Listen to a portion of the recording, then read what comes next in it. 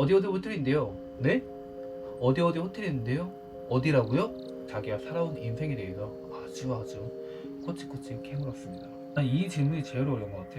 솔직히 말하면 속으로는 지금 코로나 때문에 뽑는 데가 없어가지고 내가 인천까지 와서 지원을 했겠죠.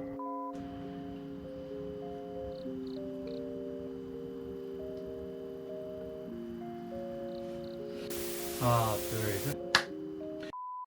안녕 여러분, 가온입니다. 제가 이번 영상에는 저번에 말씀드린다시피 4개의 서류 합격 중 이제 첫 번째 면접 후기를 알려드렸다면 이제 두 번째 면접 후기에 대해서 알려드리도록 하겠습니다.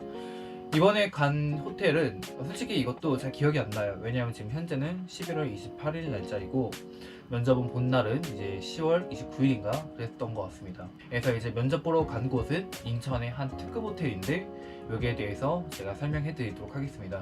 제가 잘 기억이 안 나서 또 메모를 해왔거든요. 제가 다른 리뷰나 이런 거 같았으면 바로바로 보고 바로바로 얘기를 하는데 이거는 제가 외우지 못하겠어요. 너무 기억이 잘 안 나가지고 처음에 제가 하는 이 호텔에 대해서 아무것도 정보가 없었어요. 그냥 사람인에 떠서 지원을 했습니다. 지원했더니 나는 그걸 지원한 것조차도 몰랐어요. 제가 이런 호텔이 있구나.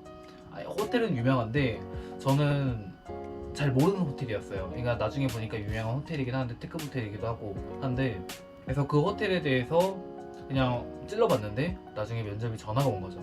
전화 오더니 어디 어디 호텔인데요. 네? 어디 어디 호텔인데요? 어디라고요? 왜냐하면 제가 이 호텔에 대해서 제가 막 지원을 했기 때문에 호텔을 어디 정확하게 이 호텔을 지원했는지 기억이 안 나는 거예요. 그래서 일단은 전화가 왔으니까 호텔 이름 듣고 네네네 네, 말씀하세요 막 이랬죠. 저는 또 전화 오더니 이렇게 물어봤어요. 혹시 연봉을 못 맞춰준다, 그리고 1년 6개월만 계약한 거냐. 여러분 알다시피 호텔은 이직을 하면 처음에는 1, 2년 정도의 이제 계약을 거쳐 무조건 계약직이에요. 아무리 직책을 달고 들어간다고 해도 다 계약직부터 시작하게 됩니다. 그래서 저도 이제 그 호텔에 입사했을 때도 이제 계약직으로 들어갔고, 보통 이제 1년 6개월 지나면 보통 정규직 시험을 보는데 전 정규직이 안 돼서 코로나 때문에 면접조차 못 봤다 라고 다 설명을 해드렸습니다.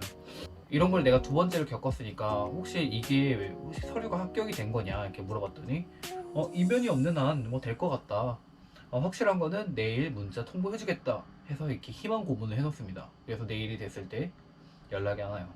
그리고 내일 모레 됐을 때 그제서야 5시 50 몇 분에 연락이 와가지고, 그래서 면접이 이제 잡히고 면접 전날에 바로 다른 호텔에서 서류 합격이 되었다고 문자 통보를 받습니다. 이것도 서류 합격보다는 또 이런 게 물어봐요. 연봉 못 맞춰준다, 왜 퇴사를 했냐, 학교를 왜 거기 나왔냐, 영어 영문학과 나왔는데 영어를 얼마나 잘하냐, 면접 때 물어볼 수 있을 법한 이야기들을 다 전화로 물어보는 거예요. 그래서 그렇다 다 설명해줬더니 또 그 면접관은 그러면 내일 면접 가능하냐, 제가 내일은 이제 다른 인천에 있는 호텔에서 면접을 보기 때문에 이런 말은 안 했죠. 안 했는데 내일은 일정이 있어서 혹시 내일 모레는 가능하다. 그래서 바로 연달아서 면접 날이 잡혔습니다. 솔직히 인천은 너무 멀었어요. 인천이 너무 멀었고 갔더니 이제 이력서를 쓰도록 하더라고요. 자기 자사 이력서. 그러니까 자사 이력서를 쓰는 동안 대기하고 있었죠. 그래서 면접 시간이 다가왔는데 면접 시간이 심지어 지났어요. 근데 아무도 안 와요. 2시 30분에 면접이 시작이 되는 건데 2시 30분이 돼서도 아무도 안 오니까 나는 나 혼자 면접 보는구나 이렇게 생각을 했더니 한 2시 40분인가? 자사 이력서를 들고 다른 지원자가 오더라고요. 그래서 2명이 왔더니 한 5분 뒤에 면접관이 3분이 들어오셨습니다. 면접관이 들어오기 전에 제가 그 지원자한테 물어봤어요. 혹시 전화할 때 이런 거 막 여러 가지 막 물어봤냐? 난 이런 것도 물어봤고 저런 것도 물어봤다. 혹시 물어봤냐? 이거 자기는 안 물어봤다는 거예요. 그냥 면접 날짜를 알려주고 바로 끊었다는 거예요. 그래서 저는 그 당시에는 되게 의아해했어요. 그래서 이거 관련 영상은 또 영상을 하나 만들어 놔가지고 위에 링크 참고해 주시면 감사하겠습니다. 자, 면접은 3대2로 이루어졌습니다. 면접관은 이제 인사과장, 시금팀장, 조리팀장 3명이 들어왔고 저는 지원한 부서는 시금류입니다. 첫 번째는 자기소개를 했었고 그 다음은 완전히 심층 질문이었습니다. 자기가 살아온 인생에 대해서 아주 코치코치 캐물었습니다. 그래서 자기소개서를 기반으로 해서 엄청나게 자세하게 물어보는 겁니다. 못 빠져나갈 정도로 한 사람당 거의 40분 분량을 차지하면서 그렇게 심층적으로 면접을 진행해 나갔습니다. 심지어 다른 지원자의 이제 알바 경력까지 언제부터 언제까지 했으며 뭘 느꼈고 그리고 왜 하필 거기서 일했냐, 왜 1년만 일했냐, 아니면 다른 면접 가서 왜 6개월만 일했냐, 이런 거를 진짜 자세히 물어보고, 그다음 거기에 대한 에피소드도 자세히 물어보고, 거기에 이제 사장님과 이제 알바생들의 관계에 대해서도 아주 자세하게 물어봤습니다. 그래서 속으로 생각하면서 와, 이제 자소서를 다 읽고 이렇게 질문을 하는구나 라는 생각이 들었고, 다른 면접관들도 마찬가지예요. 그러니까 한 사람이 질문을 했을 때 나머지 면접관 2명은 열심히 자기소개서를 읽고 있어요. 이력서하고 제가 자기 질문할 걸 다 써놔요. 그리고 이제 한 사람당 그 사람에게 이제 엄청나게 질문을 하게 됩니다. 보통 호텔 같은 경우는 저는 호텔 면접을 좀 봤는데, 자기소개서는 보통 이제 이제 서류에서 걸릴 때 인사만 보거든요. 인사 보고 그걸 이제 서류를 합격시키면 바로 그 당일 면접에 면접관들에게 이력서를 나눠주고, 보통 이제 다른 면접관 뭐 시급이나 객실이나 뭐 팀장급들은 그날 와가지고 그날 서류를 받아서 이력서만 봅니다. 자기소개서를 읽을 시간이 없어요. 왜냐하면 바로 질문을 해야 되기 때문에. 근데 여기는 좀 달랐어요. 한 사람이 질문하는 동안 자기소개서를 엄청나게 열심히 읽고 있었습니다. 근데 저 같은 경우는 저도 자기소개서를 진짜 많이 물었는데, 자기소개서를 저는 옛날에 썼어요. 옛날에 쓰기도 하고, 약간 이제 약간 호텔 초반에 이제 신입 때 지원했을 때 그때로 맞춰져 있기 때문에 정확하게 기억이 안 나요. 제가 뭘 썼는지도 기억이 안 나고, 면접관들이 오히려 질문했을 때 그런 내용을 썼었지 참, 그제서야 기억이 나는 정도입니다. 그래서 다행히도 이제 기억이 나는 질문들을 위주로만 해줘가지고 어려움 없이 잘 대답했던 것 같습니다. 결국 이 질문은 결코 피해갈 수가 없어요. 그리고 이 질문이 일단 제일 어려운 것 같아.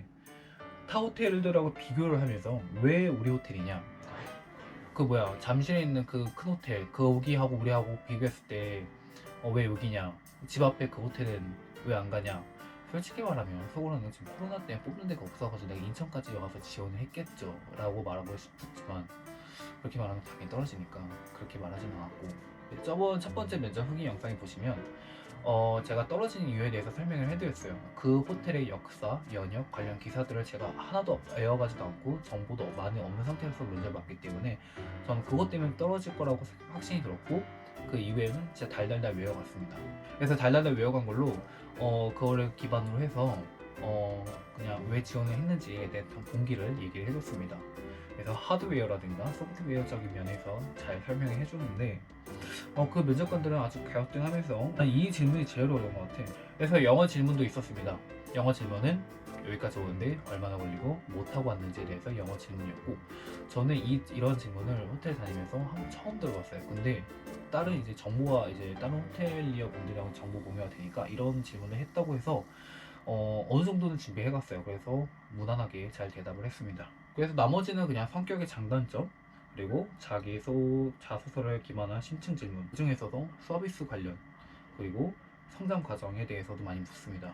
성장 과정은 보통 이제 자기의 성장 과정이 배경들이 나오기 때문에 거기에 에피소드가 있을 거란 말이죠. 에피소드에 대한 것도 막 자세하게 물어봤습니다. 우리가 이런 에피소드나 이런 이야기를 들려줄 때마다 3명의 면접관들은 엄청나게 필기를 합니다. 왜냐면 그만큼 지원자가 많고 그만큼 경쟁력 있는 사람을 뽑아야 되기 때문에 그 면접관들도 되게 애쓴다라는 생각이 들었습니다. 그래서 한 면접이 그렇게 한 1시간 좀 넘었어요. 1시간 넘게 끝나더니 이제 잠시만 대기해달라고 해서 면접관 3명이 나갔습니다. 그래서 이제 다른 지원자하고 이런저런 얘기를 하는데 많이 이제 그분들이 힘들어 하더라고요. 취업이 안 되니까. 그럼 뭐 이런 사적인 얘기 하다가 면접관 한 분이 이제 인사과장이 들어오더니 저를 따로 부르는 겁니다. 그래서 연봉이 이 정도인데 괜찮겠냐? 나 진짜 연봉이, 그래서 제가 괜찮다고 했죠. 그래서 이제 코로나 때문에 이제 어쩔 수 없으니까. 근데 그분이 제일 저를 걱정하는 거는, 일단 인천이잖아. 제가 지금 서울인데 이사를 해야 된다. 근데 이사 비용은 어떻게 할 것이며 생활 비용은 어떻게 할 것이며, 이게 자기는 너무 걱정이 된다는 거예요. 아니 괜찮다, 그거 신경 쓰지 마세요 라고 하고, 저는 어느 이제 브랜드를 보러 가는 거지 돈 보고 일하는 건 아니다 라고 얘기를 해줬죠. 그래서 인사과장이 그래서 그러냐, 일단 알겠다. 그래서 제가 언제쯤 알려주실 건가요? 그랬더니 일주일 뒤에는 연락이 갈 거다. 그래서 혹시 저 될 것 같나요? 그러니까 한번 이제 다른 면접관들하고 상의를 해봐야 된다고 하더라고요. 처음에는 긍정적이라 생각을 했죠. 왜냐면 이제 따로 불러가지고 이제 연봉에 대해서 이렇게 괜찮냐고 물어보기도 하고. 그래서 전 될 줄만 알았어요. 근데 이렇게 희망 고문만 시켜놓고 떨어졌습니다. 이 떨어진 게 일주일 뒤에 불합격 문자도 안 오고 그냥 떨어졌구만 생각했죠. 그래서 저는 될 줄 알고 솔직히 말하면 그 다음날 있는 면접을 대충 봤습니다. 근데 그 대충 본 면접이 붙은 거예요. 진짜 사람 일은 아무도 모릅니다. 진짜 인생이 너무 스펙타클해 진짜. 진짜 대충 봤거든요. 여기가 될 줄 알고. 근데 연역도 역사도 거의 그냥 많이 안 외워갔어요. 다른 이제 호텔과 달리. 그 호텔은 이거는 여기까지만 알려드릴게요. 저는 그 면접 보는 그 당일날 저한테 팀장이 면접 중간에 팀장님이 넌 합격이야 라고 이렇게 말씀해 주셨습니다. 되게 신기했어요. 이거에 대한 자세한 얘기는 또 다음 영상에서 올려드리도록 하겠습니다. 녹화 시간이 너무 많이 올라가가지고 끄긴 해야 될 것 같아요. 그러면 또 다른 영상에서 또 뵙도록 하겠습니다. 여러분 안녕.